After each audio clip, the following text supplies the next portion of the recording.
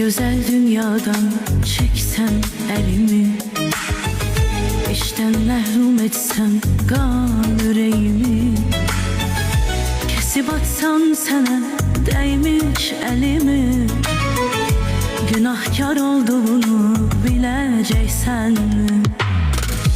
Bu güzel dünyadan çeksem elimi, işten məhrum etsem qan yüreğimi, kesip atsam sənə dəymiş əlimi, günahkar olduğunu biləcəksən.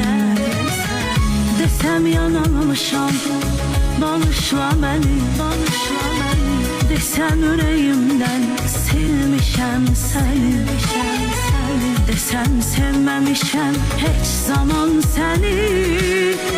Bunlara inana biləcəksənmi?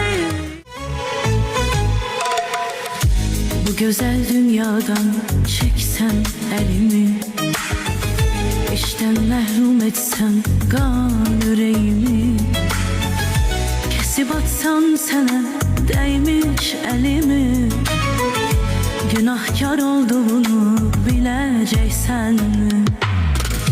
Bu güzel dünyadan çeksem elimi, işten məhrum etsem qan yüreğimi, kesip atsam sənə dəymiş əlimi, günahkar olduğunu biləcəksən.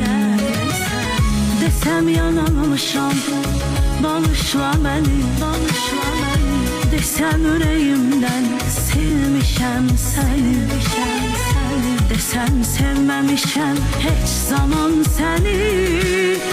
Bunlara inana biləcəksənmi?